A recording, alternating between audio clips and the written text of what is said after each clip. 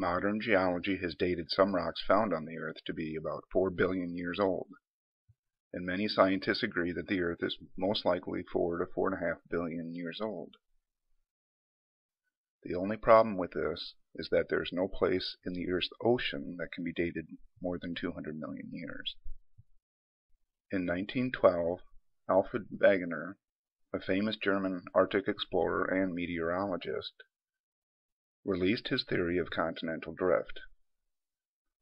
He had good reason for developing this theory because the fossil record showed many plants and land animals lived on all the continents, including Antarctica. South America and Africa seemed to look as though they fit together, and had once broken apart in the past and created the Atlantic Ocean, which now separates them. But it wasn't until the 1950s that continental drift became an accepted scientific theory. The current theory is that all the continents were once joined together on the Atlantic side, a huge supercontinent called Pangaea, one huge island on the Earth, while the other 3/4 of the Earth was covered with deep oceans.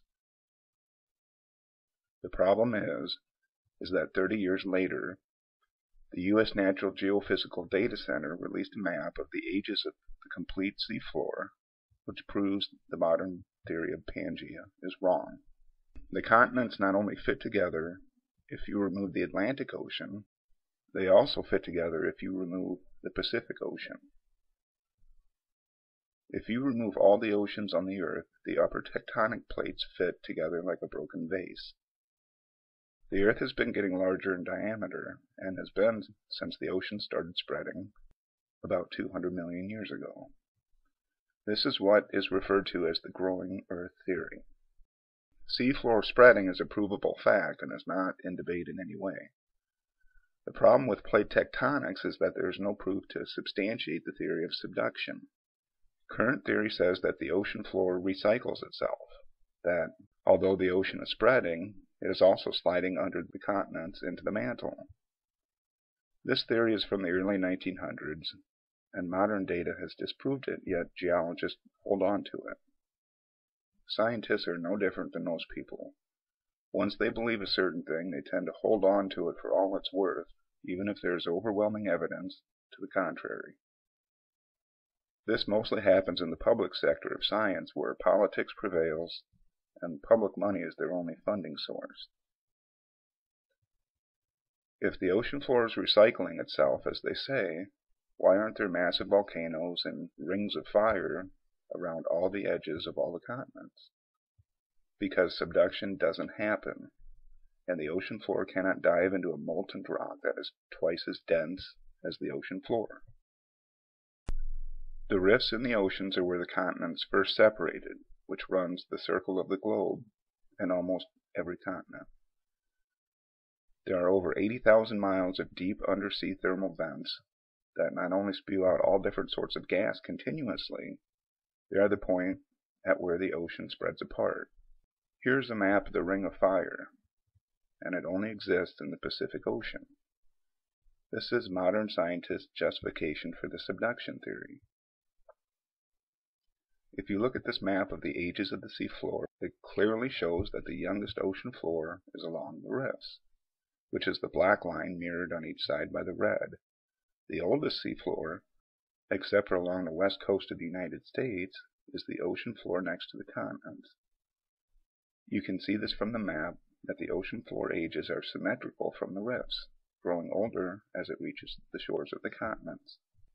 If you look at the Pacific Rift, it runs right along the western coast of the United States. This is why there are so many earthquakes on the west coast.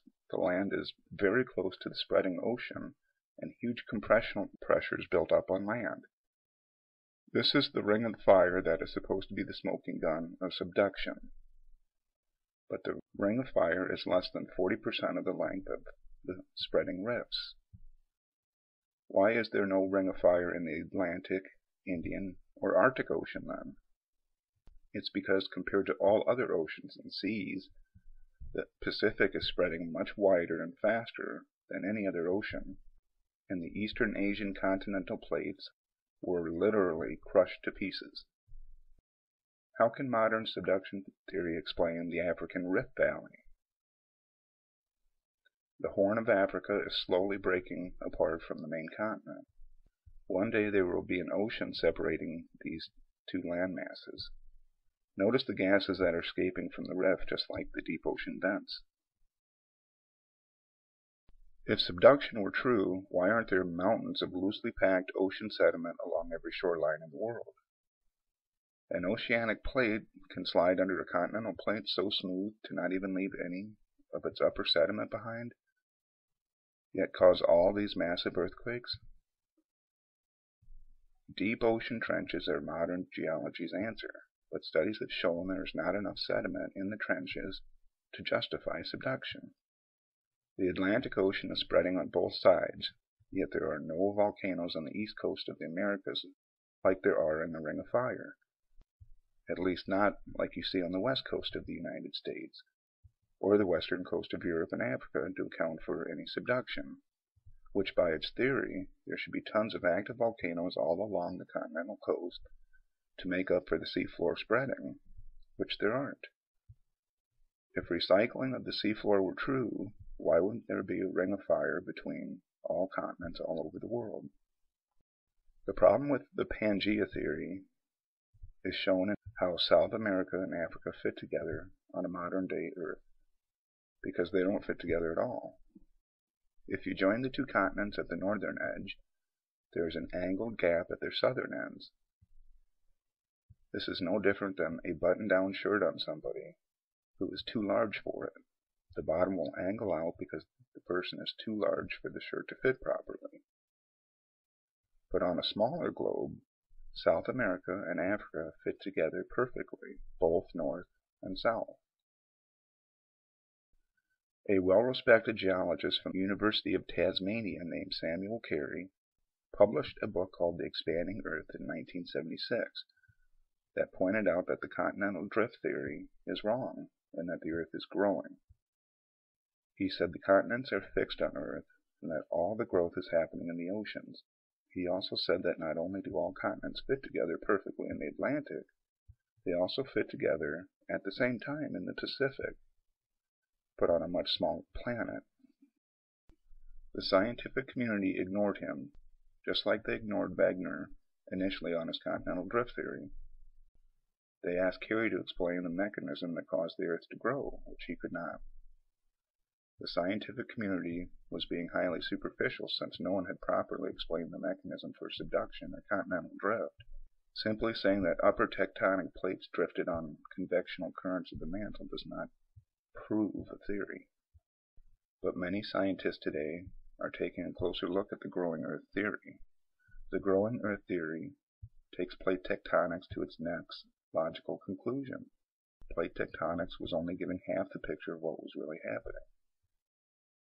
If the Pacific and the Atlantic Ocean spread, yet the continents fit together like a broken sphere, with all the oceans removed, one would logically deduce that the Earth must be larger today than it was in the past.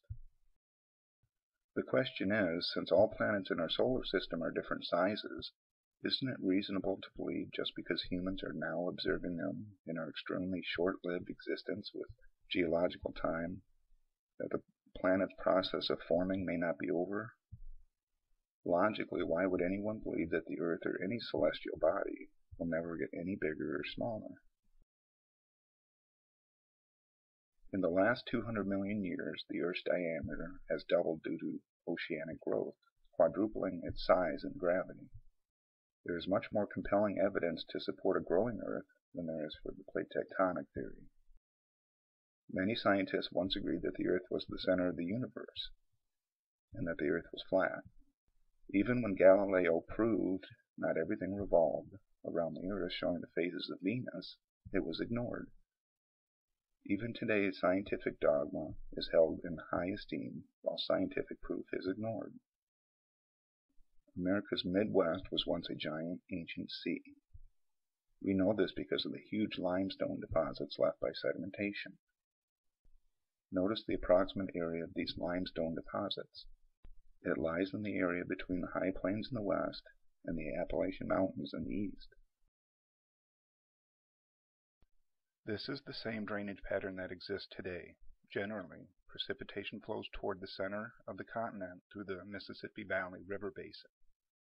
Water generally flows from the high plains to the east and from the Appalachians to the west. The ancient sea in the Midwest could only have been there if there was no ocean for the Mississippi River basin to drain to. All of the really old fish fossils and marine fossils are found on land. You will not find many fossils in the ocean because they are relatively new compared to the age of the Earth. As the continents began to break apart and create lower seafloor plates, the water from the seas on the land began to flow into the newly formed rifts. These rifts spew out all sorts of gases: methane, sodium, chlorine, oxygen, hydrogen, and all the noble gases. This explains why all oceans are all salt water, from the mixing of sodium and chlorine gases within the water. Yet almost every body of water on land is fresh water. Current plant life easily shows that the continents were all once together on a smaller planet. Since North America was separated by a large sea, plant life is very different on the east coast and west coasts.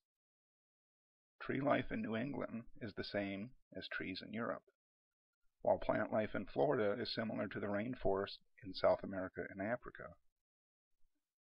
Without any oceans, the rainforest plant type would have extended around the globe to Indonesia and on to the southern California area. Trees in the northern part of North America are the same tree life found in the Soviet Union. An Earth with no oceans would be about a quarter of the size it is today. That means that gravity during the reign of the dinosaurs was also about a quarter or less of what it is today, about 200 million years ago. This reduction in gravity is shown by the huge sizes of animals and plants back then. Dragonflies had 2-foot wingspans. Scorpions and centipedes were a massive size compared to today. In less gravity, life forms can take on larger size because the forces are much weaker on the body, and size is an advantage to both predator and prey. Even if oxygen levels were much higher back then, which is often an excuse as to why animals were so large, it doesn't explain the large plant life. From fossils, paleontologists can prove that the bone densities of the dinosaurs were no more dense than that of humans. Yet many dinosaurs were so big that if today's gravity were the same back then, they wouldn't be able to walk, let alone hunt, without breaking bones. The bones of larger dinosaurs would not be able to take the kinds of force necessary to run, hunt, or fight, and they would simply snap. Scientists have found brontosaurus footprints on dry land, proving that the large creatures did not reside in water. One of the largest dinosaurs, Argentinosaurus, was 120 feet long and weighed over 100 tons. At that size and that weight, it would be like a blue whale living on land. You can't grow that large on land in today's gravity and expect to function in any way. A blue whale uses its buoyancy in the water to offset its massive weight due to gravity. A blue whale cannot live on land. Its massive size would crush its own bones, and it would die very quickly. There is just no way these creatures could have ever walked on land in today's gravity, yet there is fossil proof that they were land animals. The largest known predator is Spinosaurus, bigger than a T-Rex, weighing up to 8 tons. If you look at the legs of these predators, one can easily see these dinosaurs were extremely fast and powerful, and they used their speed to hunt down prey. In contrast, an elephant leg is more built for support, but not for any great speed. Elephants can't really run, they can only walk fast, and they can't jump. Today's gravity is too strong to allow something that big to be fast and agile, a must if they were to survive. Stromatolites, a type of coral, builds a new layer on itself every day. So in 1 year you can count 365 layers of the coral. Yet in the geological past, this same coral would produce 450 to 800 layers a year, indicating much shorter days in a year. The Earth may have been spinning faster when it was smaller, the same way an ice skater's spinning increases when they bring in their arms and spin. Even ancient petrified sand dunes found in sandstone suggest lower surface gravity at the time they were preserved. Every soil has what is called an internal angle of friction. You can see this at the quarry when sand is dumped into a huge pile, and its slopes form a certain maximum angle. As more sand is piled on top of it, the sand gets too steep and will eventually resettle to a shallower, more stable angle. Ancient sand dunes have been shown to have higher slopes, indicating larger internal angles of friction, which suggests that they were made in an environment that had much less gravity than today. Mountain building and earthquakes are also explained much easier on an Earth that is growing. Since the continents are stationary, fixed to the Earth, they do not drift, and there are two major forces that build mountains. The first is compressional forces exerted on the land by spreading seas. Imagine a piece of tinfoil as a continent. Place your hand on either side of the foil and swing your hands together until your thumbs meet. This crumpling of the continent is one way mountains are made. India didn't crash into Asia. It did, however, break from Africa while it was still attached to Asia. The ocean spreading simply has folded the continent. The other way is very simple. The continents have to recurve from time to time because as the Earth grows, the continent's curvature is greater than the curvature that is what is beneath the continent. So the continent forms a massive stone bridge that has to collapse every so often. Imagine the flattening out of a grapefruit on a basketball. The skin of the fruit would have to break to recurve to the basketball. This is why earthquakes can happen anywhere, and one time the Mississippi ran backwards after an earthquake.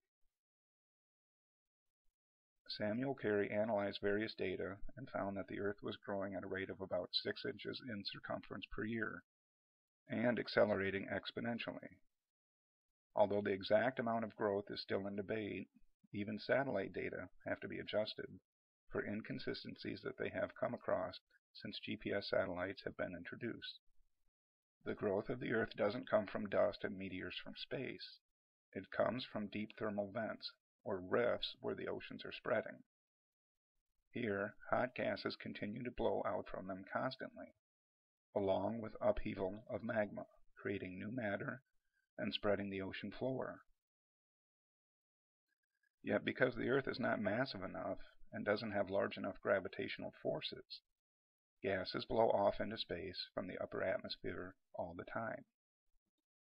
There are 80,000 miles of mid-oceanic rifts ejecting gases and lava all the time. There are countless volcanoes that erupt frequently, bringing mass to the surface. But where on the Earth do you find the opposite happening? Where do you find an influx of matter traveling into the Earth to make up for all the matter that is being released? There are so few sinkholes that it can't really be a possibility. There is evidence that celestial bodies make their own matter, at least anything with a magnetic field. But how can that happen? In 1932, Carl Anderson discovered a particle called a positron and won the Nobel Prize. A positron is just like an electron, the same weight and size, but it has a positive charge. Later on, scientists discovered that the positron is made from a photon striking something our technology can't identify yet. When it strikes it, the photon makes both a positron and an electron. The positron immediately seeks out a new electron, and they both disappear again. So science called that antimatter. Science used to believe in something called ether, an ocean of subatomic particles in the universe. Even Einstein believed in it. There has been some experiments with lasers to claim that ether doesn't exist, but the experiments were under the assumption that light is affected by ether. The Earth has a magnetic field of both positive and negative lines. So when a positron is created along a negative field line of the Earth, it would be protected from any negatively charged electrons, since like charges repel each other. An atom is mostly empty space, just like the solar system. Positrons trapped on the negative magnetic lines of the Earth could easily travel to the Earth's center and be made by a natural process into an atom's nucleus. Now, a proton and a neutron, the larger particles that make up an atom's nucleus, have atomic weights that are exact multiples of positrons and electrons. If you can imagine a simple process of positrons massing together to form larger particles, an introduction of an electron would create a hydrogen atom. And the heat and pressure inside the Earth can build all other atoms from a hydrogen atom. These atoms are then forced up through the Earth through the oceanic rifts. You see this happen throughout our solar system. The northern lights are radioactive subatomic particles trapped in the magnetic field of the Earth. But this is not unique to Earth. Jupiter,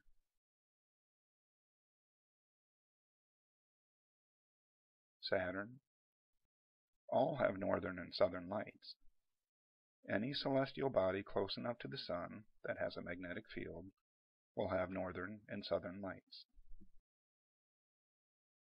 There are many things that we have discovered over the years that show us just how fact can be stranger than fiction. New scientific discoveries happen all the time that force us to rewrite our textbooks and change the way we view things in the future. New discoveries that change scientific theory forever and change the way we look at our universe.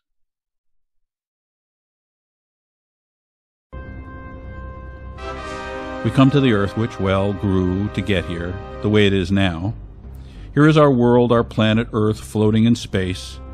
We will be going backward in time, imperfectly, but done in a very disciplined manner. Please notice there is no subduction, no rotation of tectonic plates, no twisting, no form-fitting, no altering shapes or sizes. It would be impossible for these continental plates to fit together perfectly without this being true, and yet the upper tectonic plates fit together perfectly on a much smaller planet.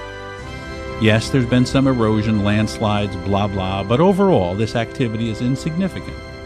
There is a kind of conspiracy of silence among certain scientists. They know but are not telling you that the upper tectonic plates of Earth also join in the Pacific.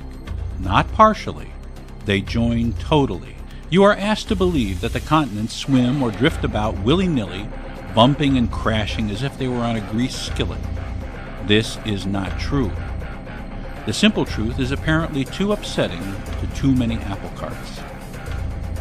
We're now going forward in time to show how the actual growth of the Earth took place. Imperfect as to details, but the overall is nailed. Antarctica, as you see, has become subtropical. Africa, on a smaller globe, moved way downward under the globe. In fact, for hundreds of millions of years, the bottom of Africa was the South Pole. South America's tail goes under and wraps around the bottom of Africa. Then incredibly, it joins coast with Antarctica.